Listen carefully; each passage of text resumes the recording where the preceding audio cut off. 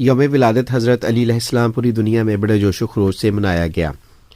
پاکستان میں بھی ہر جگہ یوم ولادت حضرت علی علیہ السلام کی تقریبات منعقد ہوئیں۔ ان تقریبات کی رپورٹ دے رہے ہیں مختلف شہروں سے ہمارے نمائندے۔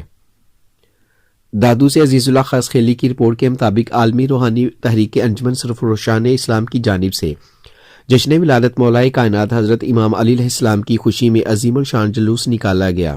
جلوس کی قیادت مرکزی امیر ملک یونس جمال، فیصل قادری، یاسین مغل اور کامران ملک نے کی۔ جلوس میں تمام مکاتب فکر سے تعلق رکھنے والے افراد نے کثیر تعداد میں شرکت کی۔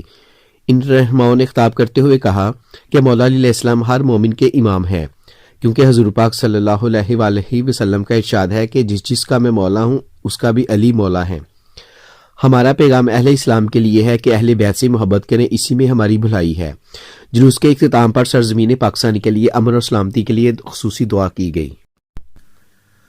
ساہیوال سے علی رضا کی رپورٹ کے مطابق جشن مولود کعبہ بسلسلہ یوم ولادت باسعادت امیر المومنین مولا علی علیہ السلام زیر اہتمام انجمن غلامان اہل بیت علیہ السلام امام بارگاہ قصر سیدہ فاطمہ الزہرا سلام اللہ علیہ ساہیوال میں منعقد ہوا، جس میں علامہ آغا ندیم عباس بلوچ نے بصیرت فروز خطاب کرتے ہوئے بیت اللہ کی عظمت اور کعبہ میں مولا علی علیہ السلام کی ولادت کا واقعہ بیان کیا۔ اس کے علاوہ مختلف مومنین نے مولا علی علیہ السلام کی شان میں قصیدہ خوانی بھی کی۔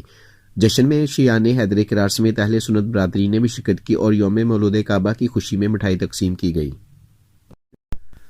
نواب شاہ سے ہمارے نمائندہ محمد سلمان لنڈ کی خبر کے مطابق نواب شاہ میں انجمن غلامان کلندر گروپ، سخی جام تاتار نواب شاہ یونٹ، شہنشاہ بخاری بشیری کی جانب سے عظیم الشان محفل درود پاک اور جشن مولود کعبہ ولادت باسعادت مولا علی علیہ السلام کی تقریب منعقد ہوئی۔